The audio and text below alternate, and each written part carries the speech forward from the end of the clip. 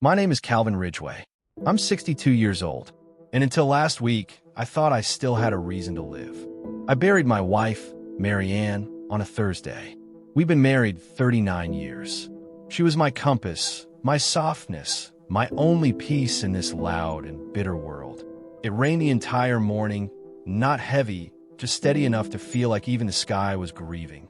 The funeral was simple, just the way she wanted. Closed casket, pale pink roses, a quiet prayer from her cousin, Esther, and silence. A heavy, respectful silence. But then he broke it. Jeremy, my son-in-law. He married our only daughter, Rachel, 12 years ago. I'd given him a job at my construction company back when he was just a wiry, nervous boy with no money and no direction. Taught him the ropes, gave him a desk. Then, when his father passed, I offered him a second chance at life. I treated him like a son. But at the funeral, while my hands still trembled from laying my wife to rest, Jeremy leaned in close, too close, while everyone was walking to the cars. And he whispered, "Now that your wife has died, pack your things and never show again in the office. The company is not yours anymore." I thought I misheard. He looked me square in the eyes. "It's Rachel's company now. Her name's been on the papers for years. You know that. I run things.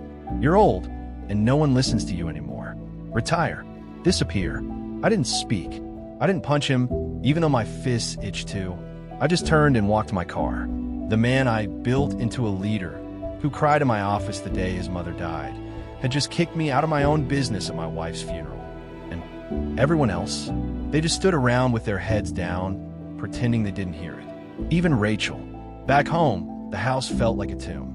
Mary Ann's slippers were still by the back door. Her glasses still on the nightstand. The smell of her shampoo lingered in the bathroom. And me? I stood in the middle of our kitchen, fists clenched at my sides, staring out the window at the garden she planted last spring. Rage would have been easier, but I didn't feel rage. I felt emptiness, because that man stole more than my business. He stole my place in the world. And it happened so smoothly, like they'd been planning it all along. Like I was just an aging name on a line they were waiting to erase. That night, I couldn't sleep. I just sat in my armchair with a blanket over my legs, staring into the dark. The clock ticked. My old dog, Gus, curled up at my feet and let out a long sigh, like he knew something had shifted. I thought about the early days, how I started Ridgway and Sons out of a rusted trailer and built it with my bare hands. How Marion handled the books and I managed a field cruise. How we sacrificed vacations so we could pay workers early. We skipped Christmas bonuses for ourselves to cover theirs during hard years. I knew every vendor, every blueprint, every nail. But slowly, over the last 10 years, Rachel and Jeremy modernized things. They brought in new systems, restructured the ownership, and convinced me to sign papers I barely read, trusting that they'd always do right by me. Marion warned me once, just once, make sure you're not building something for them to take from you. I laughed it off. They're family, Mare. By sunrise, my mind was made up. I didn't yell. I didn't throw a fit.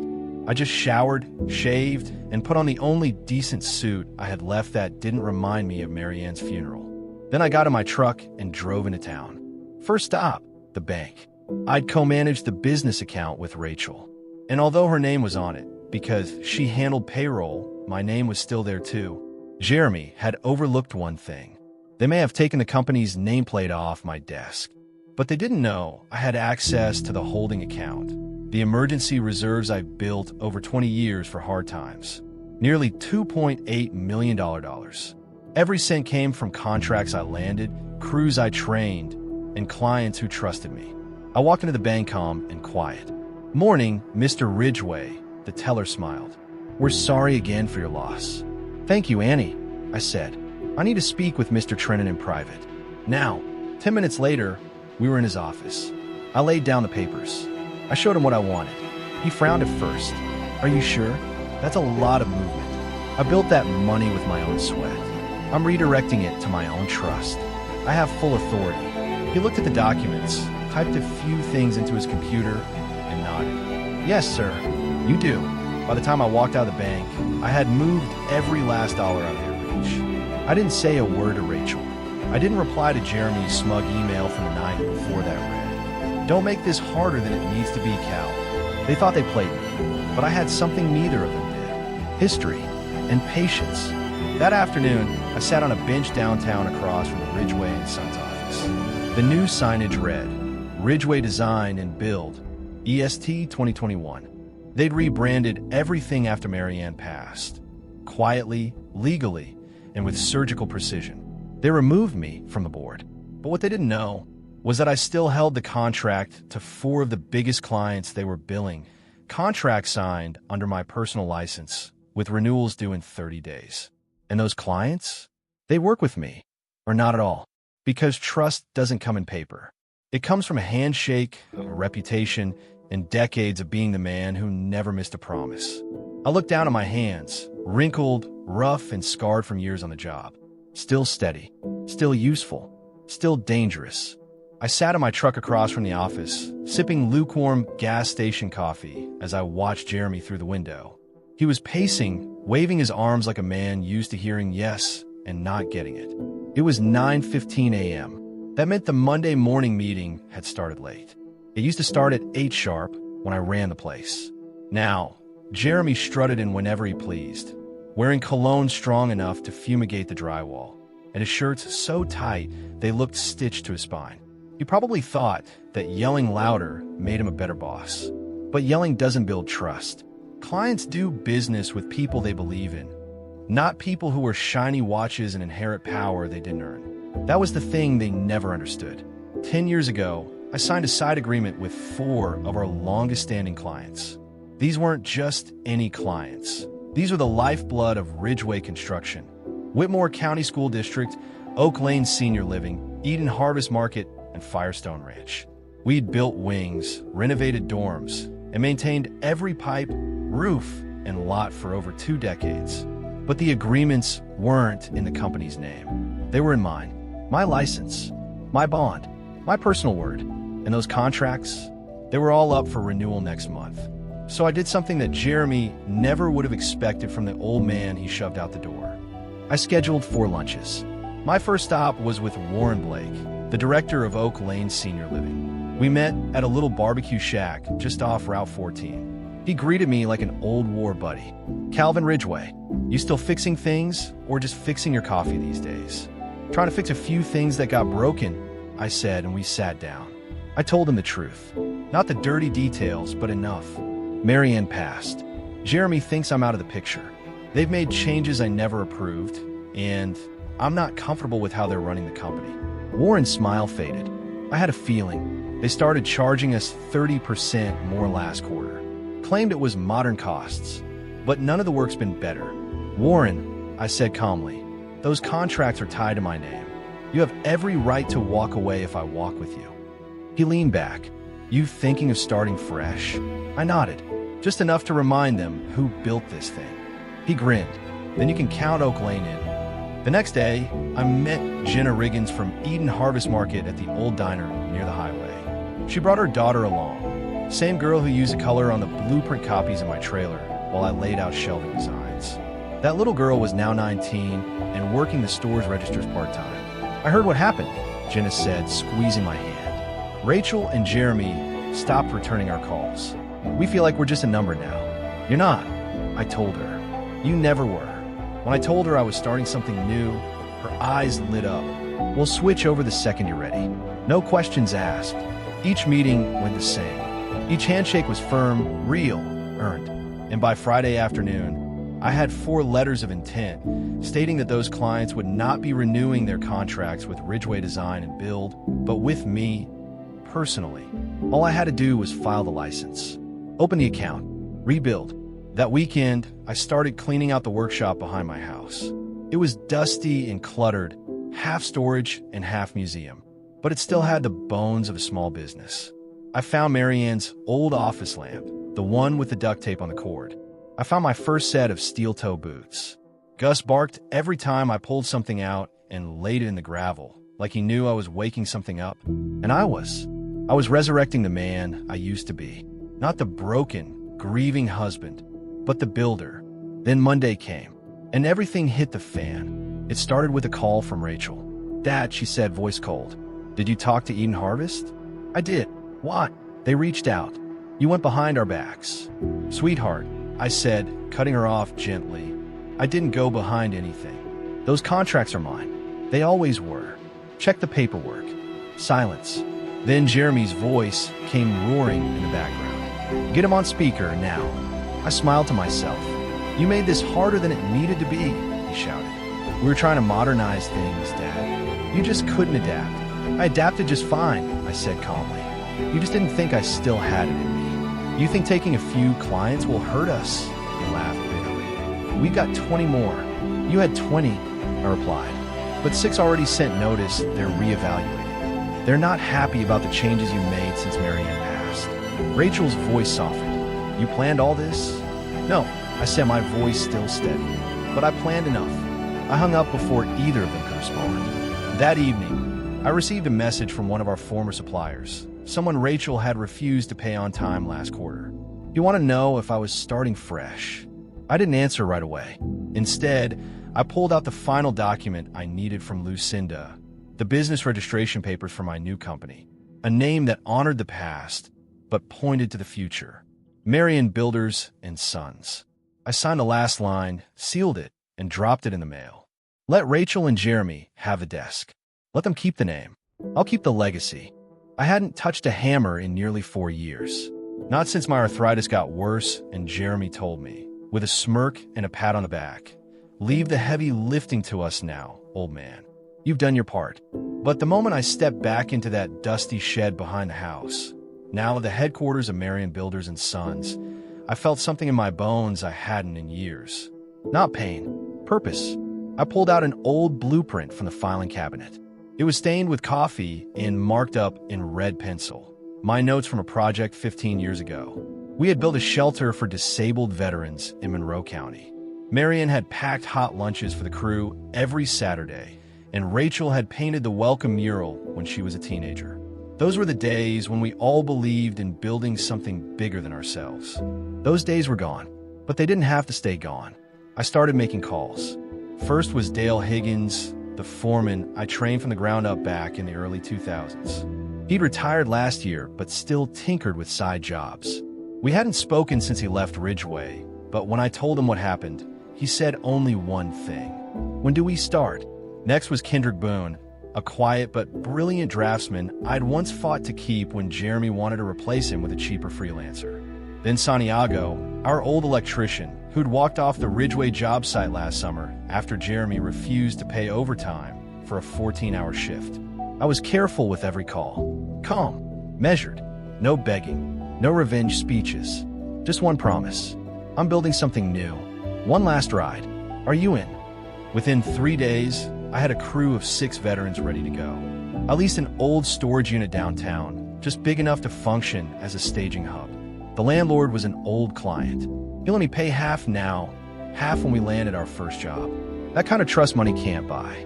Dale brought over folding chairs, and Kendrick brought in a small coffee machine. Santiago painted a hand-lettered sign on the door that read, Marion Builders and Sons, built on integrity. And just like that, we were no longer a memory. We were real. Meanwhile, Rachel and Jeremy were unraveling. I didn't have to spy.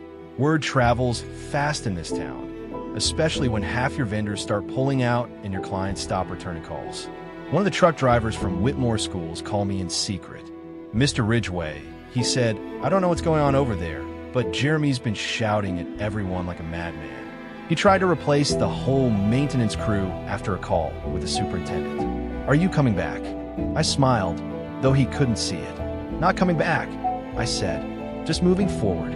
I spent my evenings going through old invoices and photos. Marion used to keep a wall calendar with Polaroids pinned to it, photos of the ribbon cuttings, the volunteers, even messy lunch breaks with the workers. I've forgotten how proud we were of those early days. I found one photo of Rachel as a little girl, standing next to me in a hard hat too big for her head, holding a small hammer. We had built that project for free for a single mother's daycare center. In the corner of the photo, Marianne had scribbled, when you build from love, the walls never fall.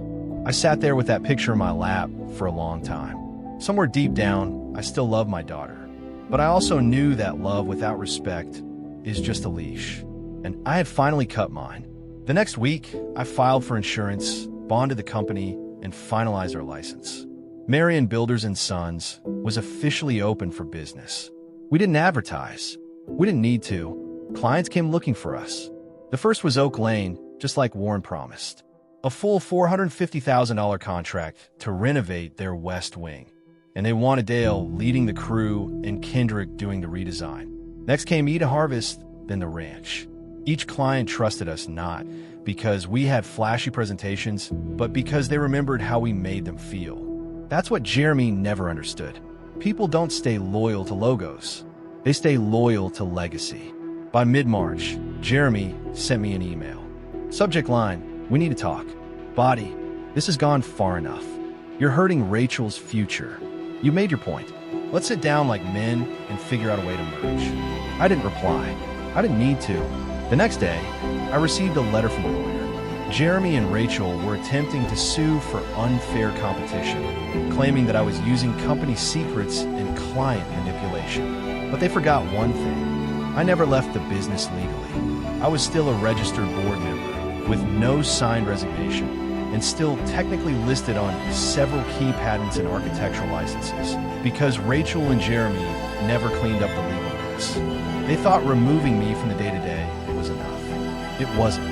Lucinda filed a counterclaim, demanding an audit of all financial activity over the last 5 years, including bonuses paid to Jeremy from my original holding account. Now it was their turn to panic. 1 week later, I got a knock at my door. It was Rachel, alone. No makeup, no driver, no prepared speech. Just my little girl, standing on the porch with tears in her eyes and trembling lips. "Dad," she whispered, "can we talk?" I stared at her a moment. She looked like the child in that photo again, lost, overwhelmed, and too proud to ask for help. I stepped aside and opened the door. Rachel sat on the same couch where she used to curl up with her mother after ballet practice. Back then, she'd kick off her shoes, grab Marianne's hand, and tell us all about her day like she was on stage, even when no one was clapping. Now, she sat stiff, staring at the carpet like it might hold the words she couldn't say. I brought her tea, Marianne's favorite blend, vanilla chamomile. I didn't ask if she wanted it. I just handed it over and sat in the armchair across from her. She didn't take a sip. Instead, she finally looked up. Her voice barely rose above a whisper. "I didn't know what Jeremy was planning, Dad. I swear." I said nothing, just watched her face. She looked older than 39, tired. Her eyes were red, her makeup smudged, hair pulled back like she hadn't slept in days. Guilt aged a person faster than time ever could. "You knew something, Rachel," I said, keeping my voice calm. "You signed off on every change, every restructure, every bonus he took behind my back." Tears welled up instantly. She blinked them away fast, like she thought crying would make her look weak. "Jeremy told me it was for the good of the company," she said, "that we had to modernize, that you didn't want to let go. That was time to betray me." I asked softly. She flinched. No, I just thought. I believed him, okay?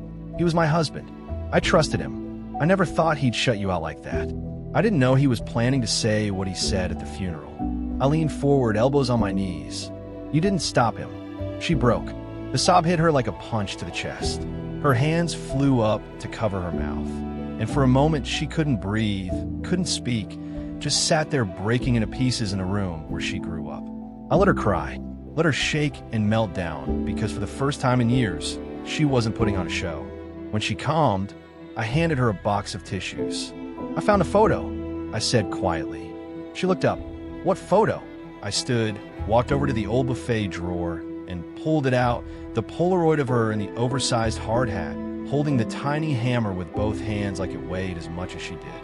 I sat beside her and handed it to her gently.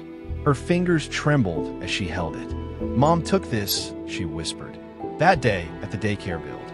She wrote something on the back," I said. Rachel flipped it. Her lips moved as she read it aloud.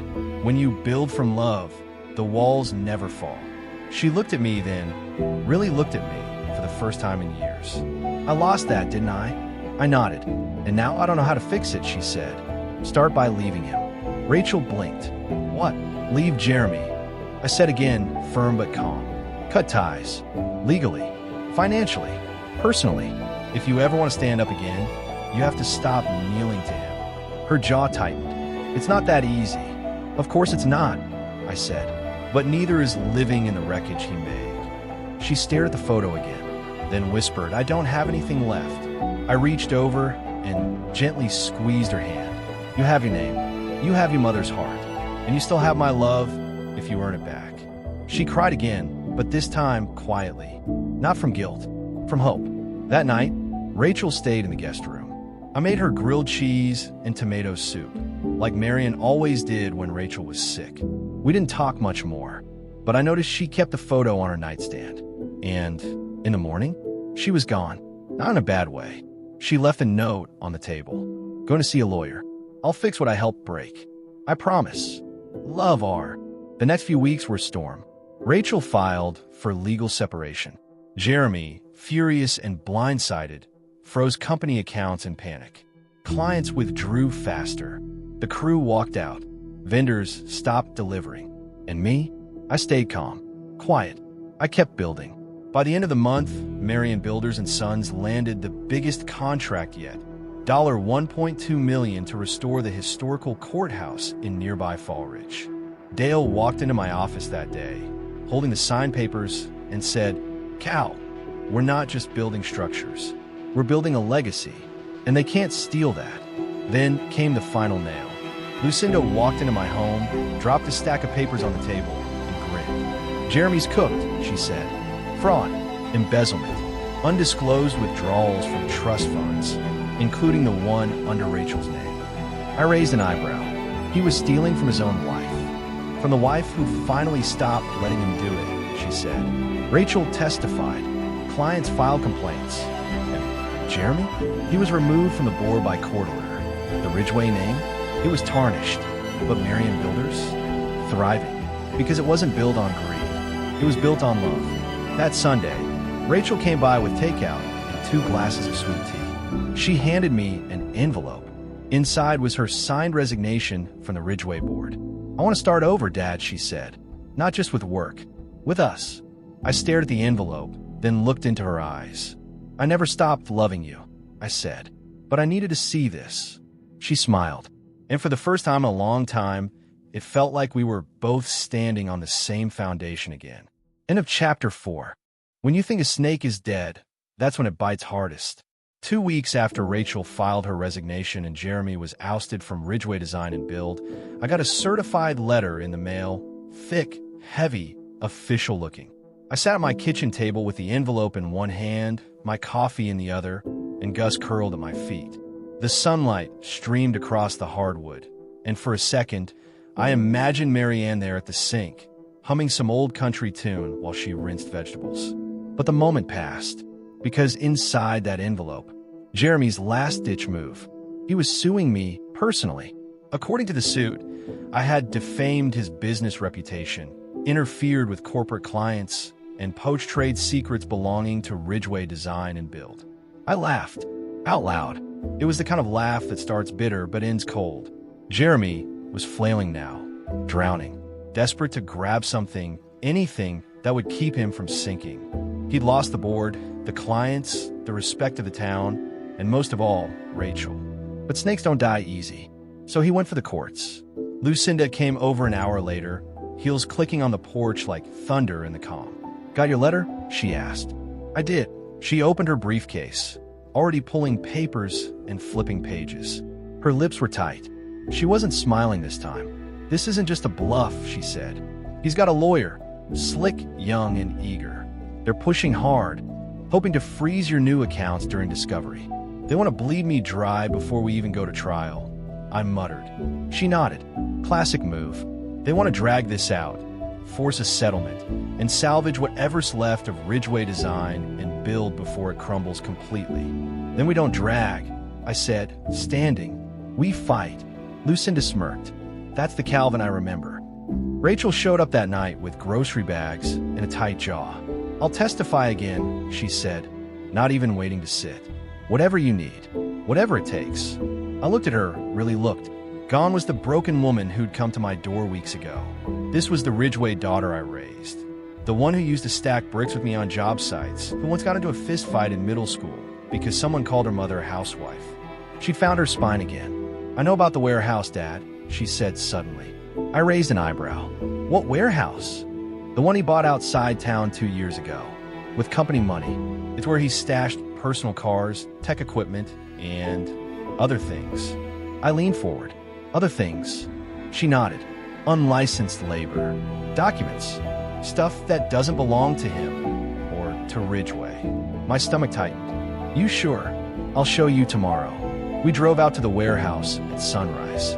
It sat behind an abandoned auto shop, halfway hidden by rusted trailers and dying pine trees. The gate was chained shut, but Rachel had the code. Inside, stacks of equipment, new computers, expensive tools, luxury furniture, refrigerators still in boxes. I walked slowly through the aisles, running my fingers across crates with Ridgway design and build stamped on the side. None of it had been reported in company assets. None of it belonged to them. It was all mine, and Jeremy had been siphoning it off for years. Lucinda moved fast after that. She filed for an emergency hearing, presented photos, purchase orders, and Rachel's statement. The judge reviewed it all, quiet and thoughtful. Then she turned to Jeremy's lawyer. "You say Mr. Ridgway interfered with your client's company. But according to this, your client was conducting a legal business on behalf of a company partially owned by Mr. Ridgway." Jeremy's lawyer squirmed. The judge leaned back. "I'm ordering a full audit of Ridgway design and build. Mr. Jeremy Stone is to surrender access to all financial systems until the review is complete." Case adjourned. It was over. Really, truly over. The next morning, Rachel handed me a single silver key. "For the warehouse," she said. I stared at it in my palm, heavy with history. "Do what you want with it," she added. "Burn it down or turn it into something new." I nodded, gripping it tightly. "I'll decide when the dust settles." The next few weeks passed quietly, almost peacefully. The courthouse project was underway. Santiago's team found a gas line issue no one else spotted. The client sent a thank you letter and a bonus. Dale took on a mentorship program with local teens who wanted to learn carpentry. Kendrick designed a new wing on a historic mansion, and the city approved it within days. And me? I showed up every morning with coffee and a clipboard, greeting the crew with a grin and a warm, steady heart. Not because I had something to prove, but because I had something to pass on. One evening, I walked to the back of the shop where I'd hung Marianne's favorite picture of us, standing in front of our first house, smiling, dirt on our hands, nothing in the bank, but everything we needed. I stood there a long time. Then I whispered, "We did it, Mayor." 2 months after the storm passed, life slowed down. No lawyers, no letters, no drama, just the hum of tools, the sound of saws cutting into fresh wood, the occasional laugh from Dale's crew, and the morning tap of Gus's paws on my hardwood floor, letting me know it was time to go to work. We had done what many don't. We fought back and rebuilt, not just with bricks and concrete, but with honor. Marion Builders and Sons was small. Just 2 full-time crews, 1 rented office, and a schedule booked out 5 months in advance. And yet, we were stronger than ever. And then came the letter. I was sorting invoices when I found the envelope on my desk, stamped in gold foil across the top. Eastmark Development Group, Chicago headquarters. At first, I thought it was junk, but inside was a personal letter, neatly typed, signed with a real pen. It read, "Dear Mr. Ridgway, your recent work on the Fallridge Courthouse and Oak Lane Senior Living Center has caught our attention. Your craftsmanship, story, and leadership are being discussed across the industry. We'd like to offer you a formal acquisition proposal to bring Marion Builders and Sons under the Eastmark umbrella. Your team would remain employed, your daughter would receive executive oversight, and you would be granted full retirement with lifetime benefits. A representative is available to meet at your earliest convenience. Respectfully, Madison Kane, VP of Strategic Partnerships." I read the letter twice. Then again, slower. They were offering to buy us out, to absorb the company, to give me what most men dream of, a graceful exit, wealth, recognition. But the words hit me like a weight. Not because I didn't feel proud. I did, but because it reminded me of something Jeremy once said. Everyone's got a price, Cal. I folded the letter carefully and set it aside. That night, I sat on the porch watching the sun dip low behind the trees. The last of the summer air clung to my skin, warm and familiar. Gus lay beside me. The old wind chimes tinkled in the breeze. Rachel came out holding 2 glasses of sweet tea. She saw the letter on the table, opened it, and froze. Her eyes widened. Dad, this is real. I nodded slowly. They want us to sell, I said. Offer is generous. She read the page again, then sat beside me. What are you thinking? I looked out toward the woods, my voice quiet. I'm thinking, this company has your mother's name on it. Not mine, not Eastmark's. Hers. Rachel's eyes filled with tears, but she didn't cry. She nodded slowly. Then we say no. 2 days later, I met with Eastmark's rep, a young guy in a too-sharp suit named Elliot. He had slick back hair, talked fast, and smiled too much. Mr. Ridgway, he said, extending a hand like he thought he was giving me a ticket to paradise. This offer is the golden sunset. You've done the work. Let's carry the torch.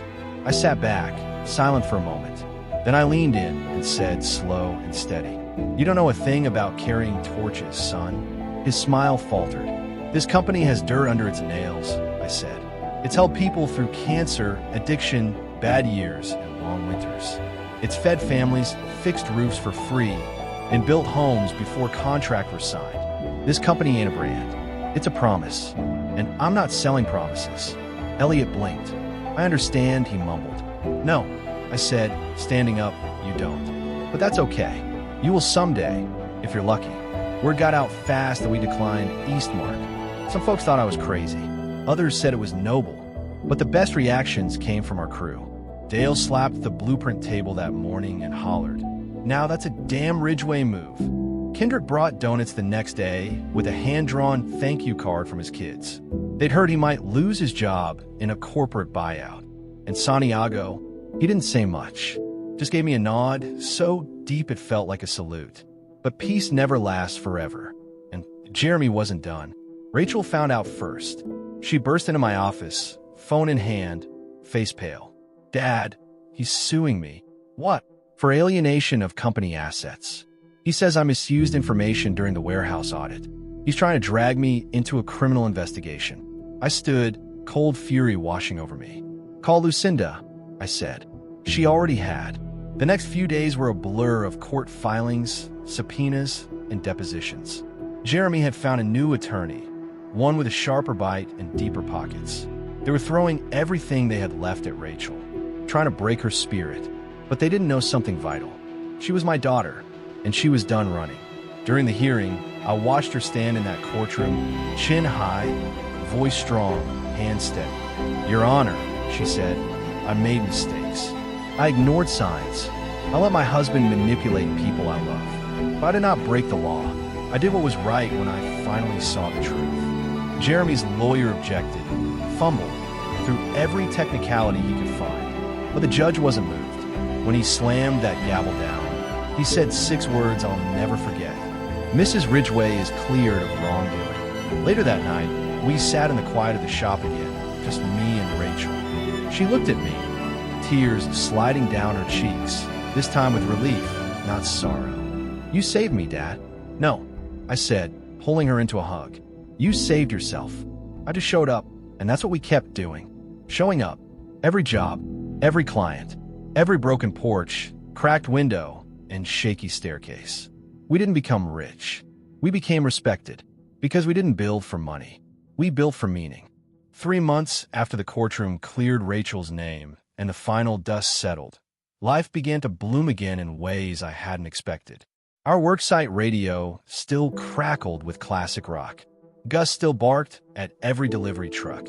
And every morning, I still poured 2 cups of coffee, one for me, and one I'd leave on the back porch beside Mary Ann's old garden chair. Some habits never die, because some love never does.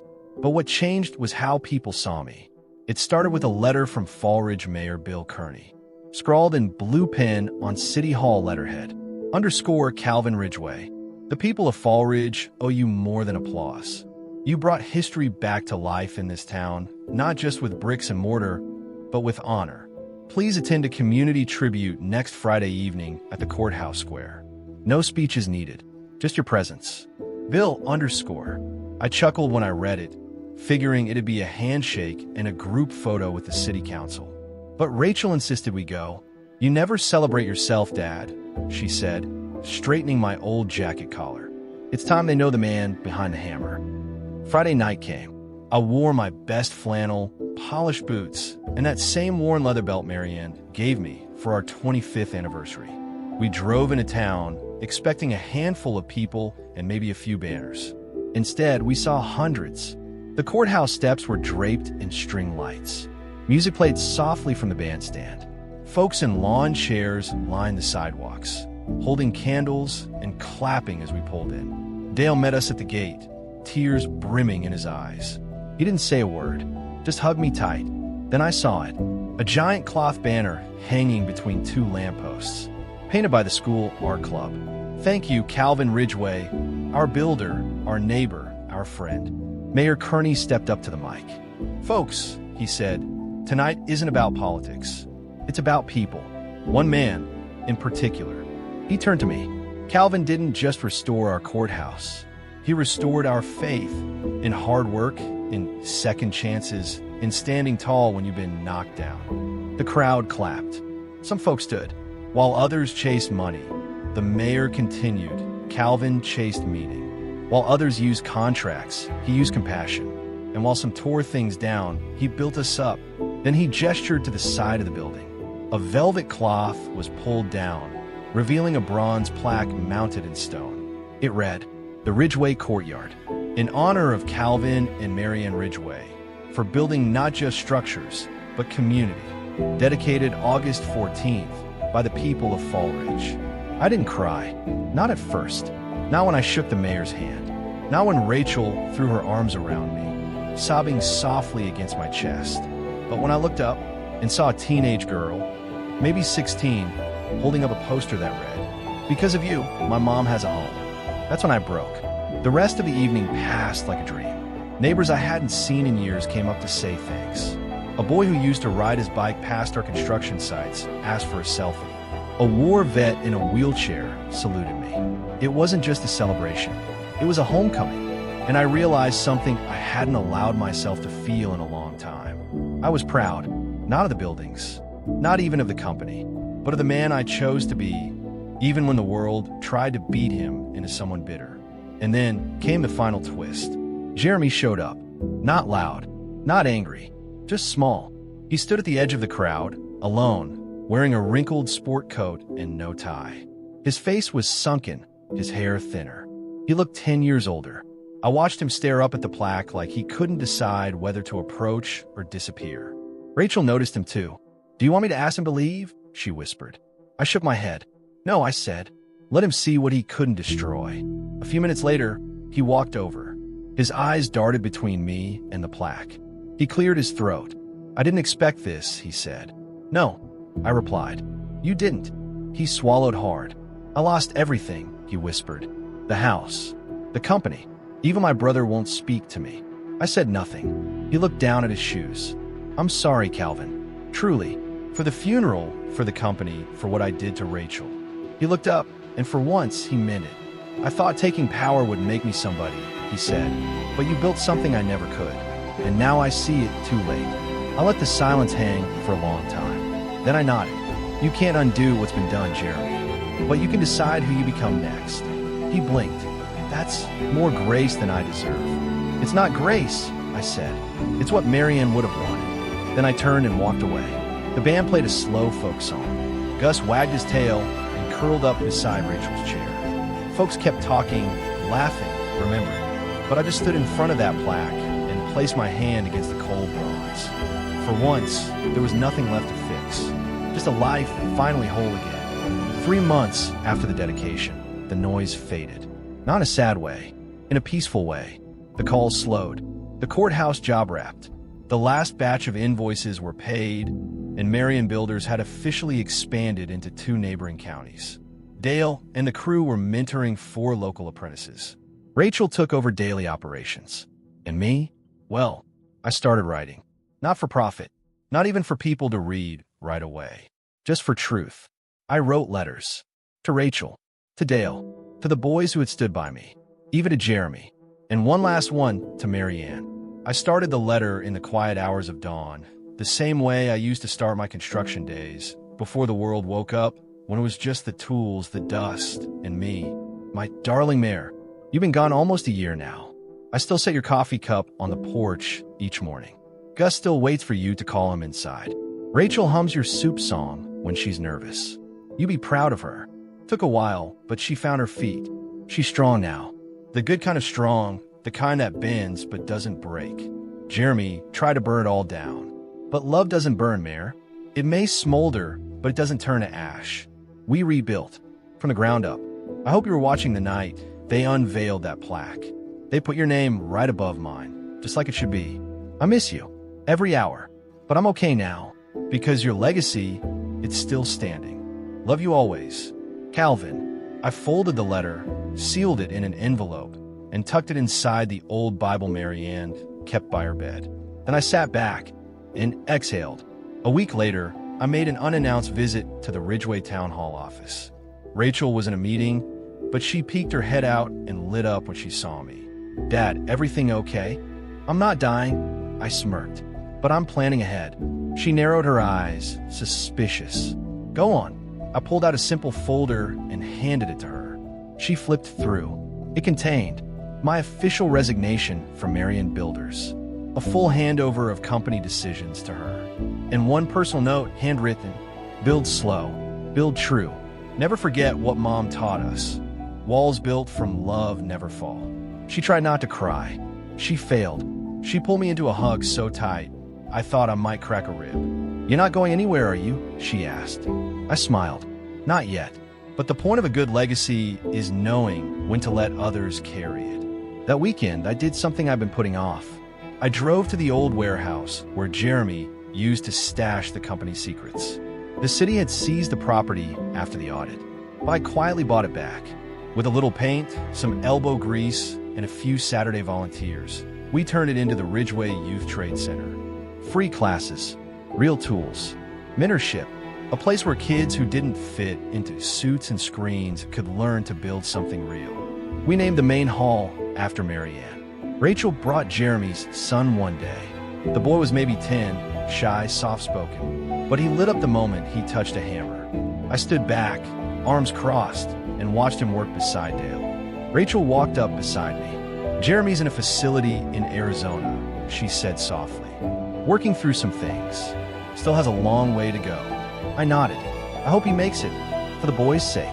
He's proud of the center, she whispered. I didn't answer. I didn't have to. We just stood there, watching the next generation measure, saw, and nail their dreams in a place. Months passed. Then came Father's Day. I woke up to find my front yard full of cars, folding chairs, a grill, music, and laughter. Dale had organized a surprise cookout. Kendrick made ribs.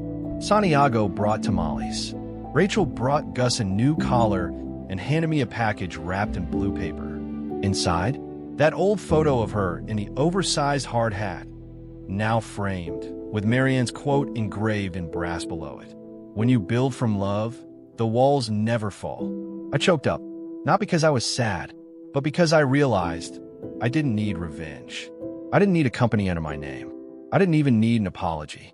I had something better. A daughter who stood tall, a town that remembered, and a name that meant something. Not in gold, but in grit. That night, I stood on my porch, Gus asleep at my feet, sweet tea in my hand, and a cool breeze rustling the wind chimes. I looked up at the stars and whispered, Asterisk, you were right, Mare. Love built it, and it's still standing. Asterisk,